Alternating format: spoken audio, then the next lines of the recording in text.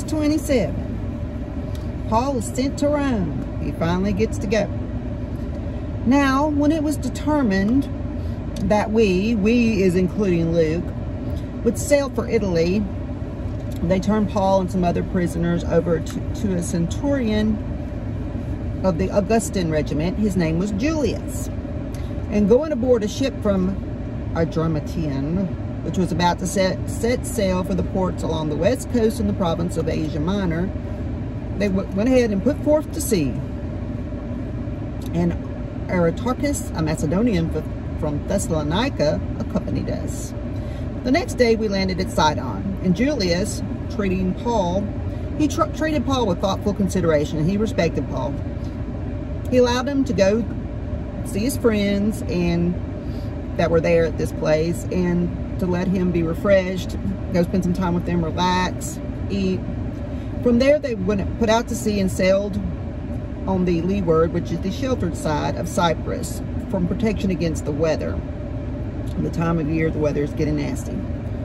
When Luke is saying, when we sailed across the sea along the coast of Sicilia and Pamphylia, we landed at Myrna in Lycia. This is on the south side of Asia Minor, if you have this map in your head.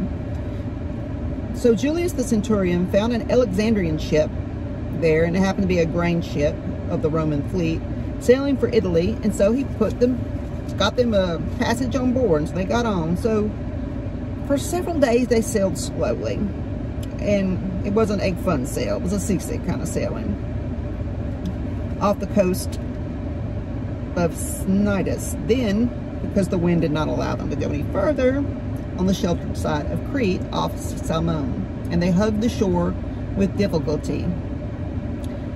And they came to a place called Fair Havens near Lycia, which is on the south side of Crete.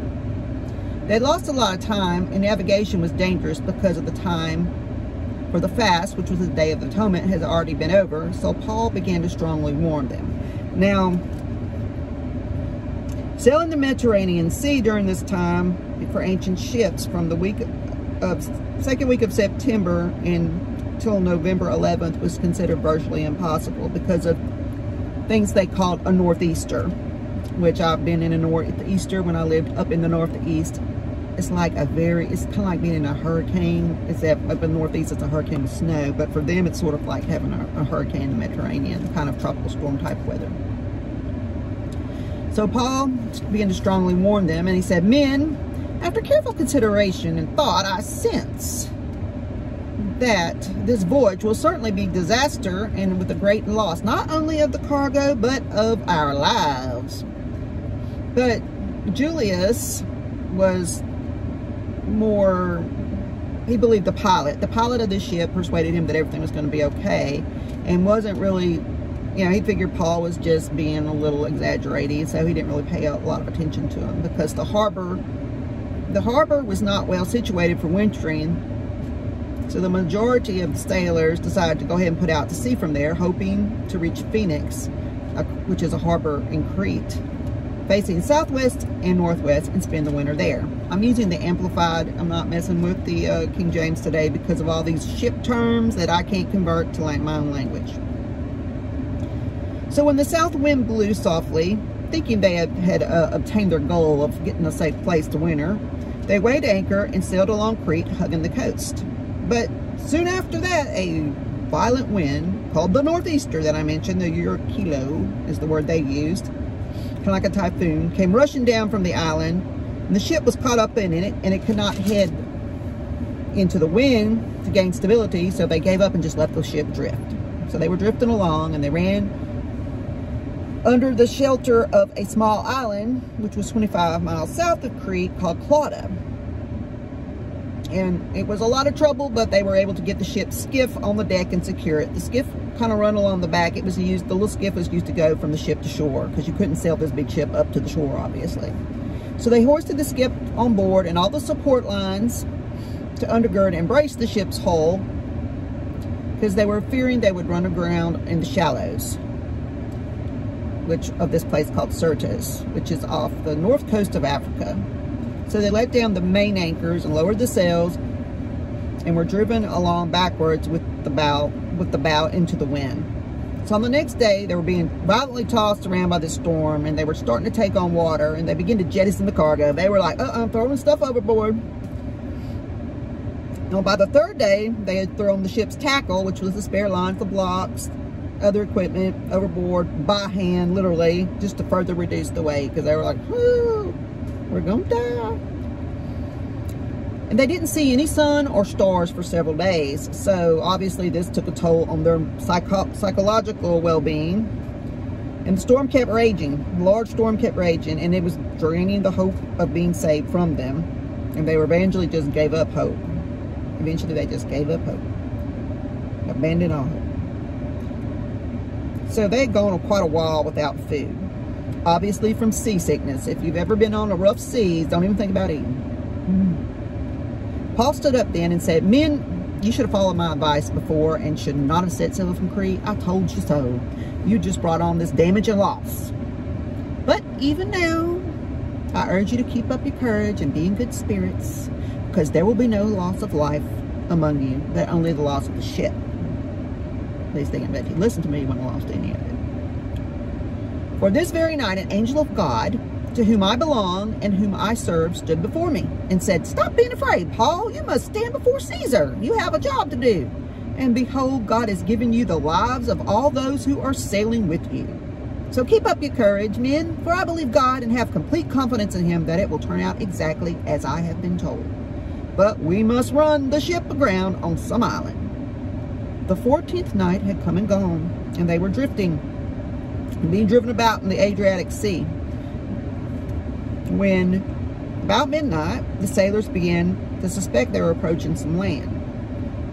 So they took out this thing, it's called a soundings. It's like a weighted line. They dropped it, and it went 20 fathoms, which is the equivalent of 120 feet deep. And then a little further they went towards the land, and they dropped it again, an equivalent of 90 feet, which is 15 fathoms. So they started to fear that they were going to run into some rocks. So they dropped 4 anchors from the stern to slow the ship and kept just wishing for daybreak to come.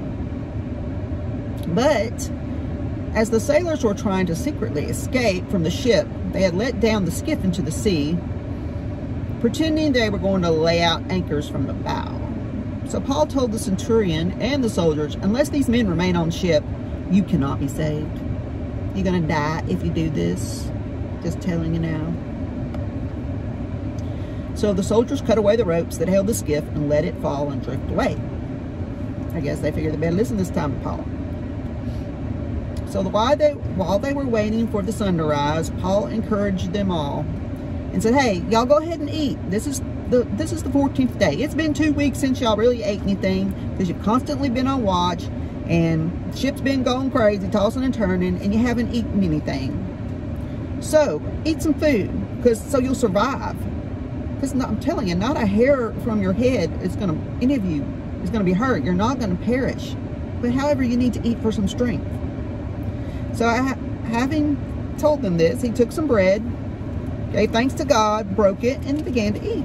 So they were all encouraged and in better spirits once they started to eat. And there was like 276 of them on this ship. So after they ate enough, till they were full, they began to lighten the ship some more and began tossing the wheat off the ship. And it was Egyptian wheat they were carrying. And by daybreak, they didn't recognize the land they were at, but they noticed a bay with the beach. So they decided to run the ship aground there if possible. So they cut the cables, severed the anchors, and left them in the sea, while at the same time unlashing the ropes off the rudders, hoisting the foresail into the wind, and headed steadily for the beach. Let's just do it. But they struck a reef with waves breaking it on either side, so they ran the ship aground. The prow, which is the forward point of the ship, stuck fast and remained immovable, while the stern began to break up under the violent force of the waves. So the soldiers' plan was to kill all the prisoners. Go like, these prisoners are going to jump overboard one way and get away, and they're prisoners, and we're not going to be responsible for letting prisoners go because we'll get killed, so we're going to kill them first. That was their idea. But the centurion wanted to save Paul, so he kept them from proceeding with this plan of killing the prisoners. He commanded those who could swim to go ahead and jump overboard first and get to the shore. And then he had the rest of them get on some floating planks or whatever debris was floating around from the ship and row their own selves there on their makeshift flotation devices. And so it was, they all arrived safely to land, which happened to be the island of Malta, which continues on in the final chapter of Acts 28.